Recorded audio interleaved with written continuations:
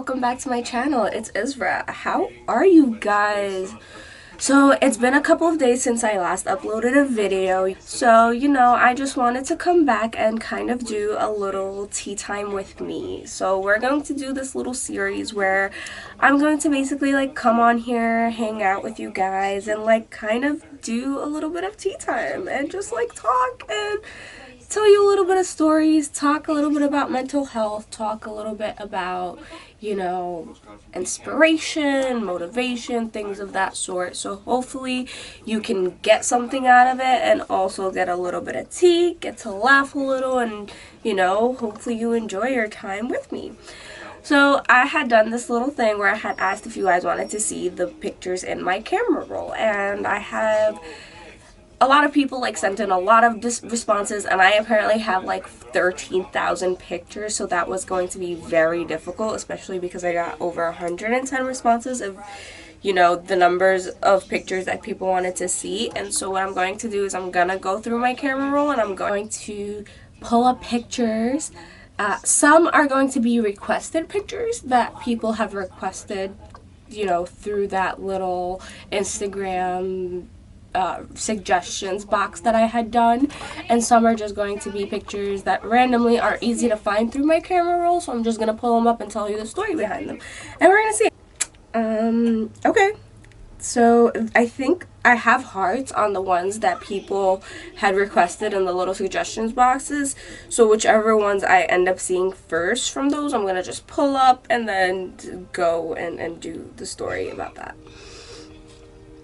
Oh, so this is the first one. So this picture was actually taken at a Brighton asylum, and I was dating this guy at this time. And a little fun story about this guy before we get into this date. This guy, I was dating him, and I was basically the man in the relationship. I got him a job at the company that I worked for. I would pick him up, drive him around. I would go to him because he didn't have a car and couldn't come to me. I would let him drive my car. He had gotten a DUI while we were together or dating, and he called me and he was crying, crazy things, crazy stories.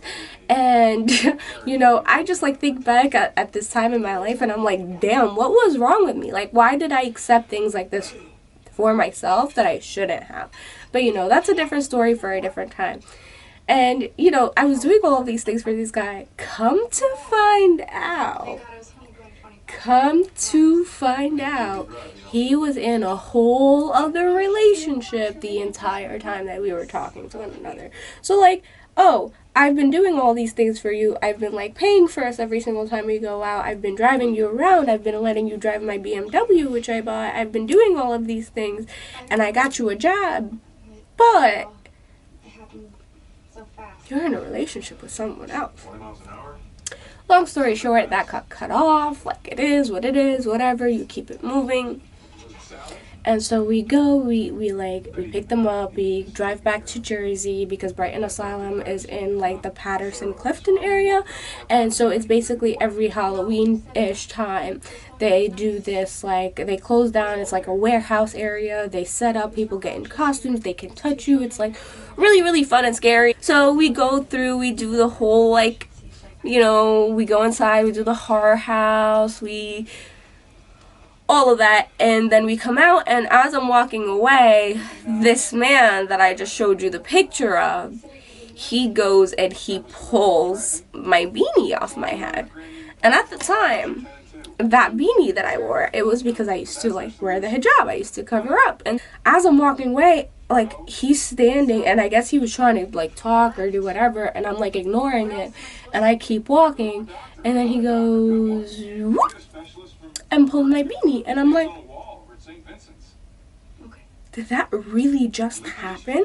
And I automatically turn around, and I'm dude, First off, I was like, that's disrespectful. No one gave you the okay to touch me. You're not allowed to touch me. I'm not inside, and I didn't sign the waiver that you could touch me, so you shouldn't be allowed to touch me. And two, I wear this for a religious reason, and you just violated my religious rights.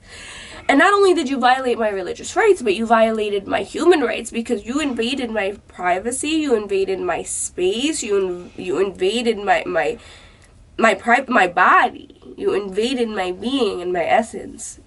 No, no, no, no. So he started profusely, like, apologizing. He was, I'm so sorry. I didn't mean to. Like, you know, we just do these things. And, like, people are usually, like, they just joke. And I had no idea that that's why you wore it. It's just a hat. And I didn't realize. So I was like, okay, no problem. And then he was like, can we take a picture together? And so is that documentation of that picture that I just showed you. And that's that one. This is a requested picture. It has a heart on it, and it's actually a picture of me and my sisters. And I actually remember this day because my dad, oh my God, we had a song on in the car. It was like an automatic playlist, and we're just like in the car. My dad's driving, and it's like very, like, we were young. Like, by the way, I'm the oldest of 5 kids, and so it's me, my sister who's 5 years younger, my other sister who's 6 years younger, and then my brothers who are 10 years younger. So I'm around, I think, like, here I'm around 18 or 18 years old, right? This is like, I'm 18, and this is on my playlist. It's on my phone, and the song, like, the playlist is going, and then this song comes on, song Trophy, and there were just some expletives, and my dad, oh my God, I have never turned off a song so fast in my life. And the way that my dad reacted was just like, he was like, this is the kind of music you listen to. And this is like my Arab father, my old school Arab father, with my like freaking 4-year-old brothers, or like they were like 10-year-old brothers in the car, and they're like, the song is talking about some things that he shouldn't be doing to no woman. And my dad just goes off, and he's like, this is the kind of music you listen to, you are like bums. And he's just like going off. And like, Arab parents, if you know, Arab parents are so dramatic. My dad was like, this is uneducated people don't, like, this is what uneducated people listen to, this is what hoodlums and bums listen to. Are you a bum? Do you not want to have no career? And I'm like, it's a song. But I understand also, like, culturally, and just like my brothers being so young, like, I feel like any parent would have flipped out. It doesn't matter. It was just like a respect thing, and I acknowledge it. It's just funny to think back, like, on these moments, and I'm like, damn. So of course I would not be me if I did not spill something on myself. And hopefully, oh no, you could see it. I just looked down. I spilled tea on myself, so I'm an unkept biatch. Sorry, it is what it is. Back to our picture rolls. So this picture is actually favorited, and it might seem like a stupid picture, and it means like absolutely nothing. Oh my God, why isn't this focusing? Okay, so this picture might seem like it's absolutely nothing, and it's so stupid and so simple, but there's such a hilarious story. We actually almost died on this day. This day was the day that we almost died in Mexico. In where was it? Where had we gone? Oh, Isla Mujeres. So we went to Isla Mujeres. We took a boat. We went over to the island off of like Mexico, whatever. It was one of the excursions that we were doing. I'm about to eat my tangerine. And as we're like, we get there, whatever, and we have time to spend on the island, they were like, meet back at the boat at this time. We're gonna go. We're gonna blah blah blah and come back. We're like, okay, cool, like whatever. So, it's Mexico. We walk down another street, and we see that they have, like, like those the golf carts? So, like, golf carts, and you can rent them. And so we are walking, and we're trying to figure out where we can rent one of these, and this, like, guy is, like, standing there, and there's the language barrier is obviously a thing. And we're, like, trying to ask him, and we're like, oh, like, where can we rent one of these? And he was like, for me. And we're like, oh, so we can rent it from you? He was like, yeah. He was like, go get one, and then whatever. And we found one, there was a key in it. We were like, can we take this one? He was like, yeah, go ahead. So me, my sister, and her two friends take the golf cart. And we're driving. And as we're driving, like, we drive and then and, like, there was something wrong. We could feel like something was wrong. And we're driving, and then all of a sudden, the thing, like, starts to just go out of control, and we're going like this, and literally, like hitting into one another. And like, I finally get control of the golf cart, and I, like, make it stop, and they're behind us, chasing us, apparently.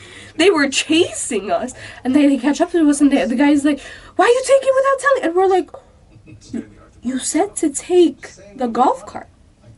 So he was like, no, I said you rent it from me, but you go across the street and you pay for it. And like, well, this is the guy that owns the place, apparently. Now he's selling it. He was like, no, he meant that you go across the street and you rent it from me. I was like, well, that's not what he said. So why you, like, basically almost killed us just for you to get back your golf cart, which you told us we could take. But okay. So then he was like, so do you want to rent the golf cart? And I was like, yeah, we obviously do. And then he was like, sorry, we're closed. And I was like, so you just tried to kill me. And now you won't. Okay, whatever. It is what it is. If you haven't realized by now that my theme of life or mood always is, it is what it is. If I can't change it, I just have learned to, like, release. You know what? We as human beings stress so much over things that we cannot control, and I'm just like, I know that this is irrelevant to what we were saying because that's just like a joking thing, but really, in all actuality, and we stress about so many aspects of our lives that some things just shouldn't be as stressful as we make them, and it's okay to kind of be like, oh, whatever. Release control, leave it up to the universe, leave it up to God, leave it up to the world, leave it up to whatever. You know, there are just certain things that you can't control, and the more that you try to control them, the more that you end up harming yourself, because you exert so much energy focusing on these things, and it takes away and it starts to deteriorate on the way that you feel and accept yourself, the way that you think and reflect about situations, the decisions that you make. And so it's just like, learn to celebrate the small wins in life, as they say, and the small things that, like, are great, and the things that you can't control, or the things that are just, like, beyond what you can handle, or, you know, you just don't know what the solution is. Just let it go, and believe me, the universe kind of seems to handle it on its own. And, you know, I say this after going through a very rough period in my life, and I mean, like, a really rough period. And for a long time, my energy and my essence and my existence deteriorated a little bit. And as a result, I wasn't providing the universe with the energy that I should have been putting into it. And I feel like now that I'm in a good place, I want to help other people get out of that place if they are in that place, or, like, you know, find comfort in, like, sitting here and knowing that other people struggle too, because I am someone who you wouldn't even think that I had so much going on. If you looked at my Instagram, I'm always laughing, I'm traveling, I'm smiling, all of these things. And I had so many issues in my life at one point or another, because, like, appearances are deceiving sometimes.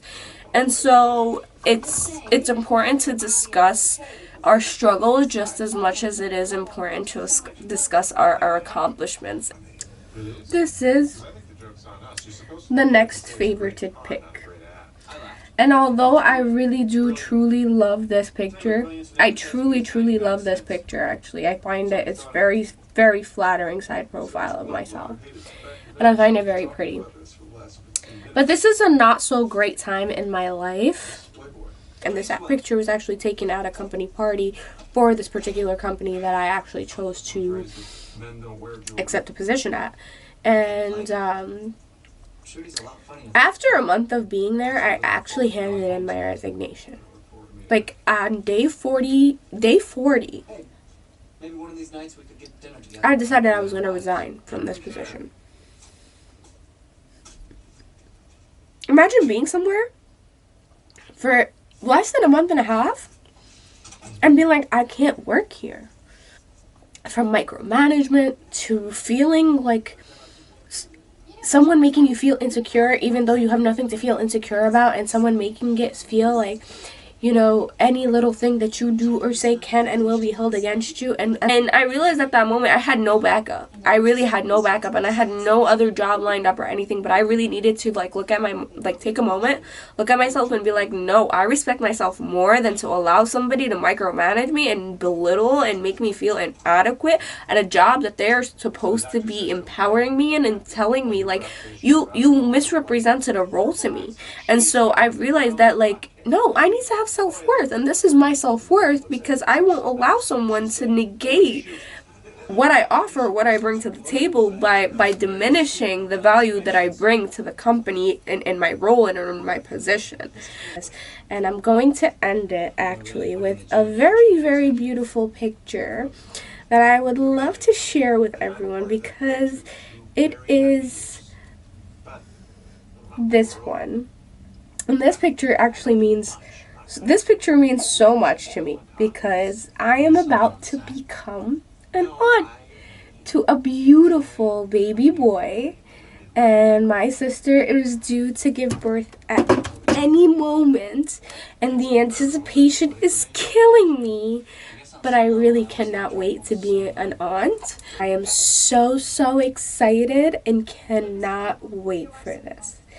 And that is all. I'm going to wrap it up, and I will see you next time. Bye.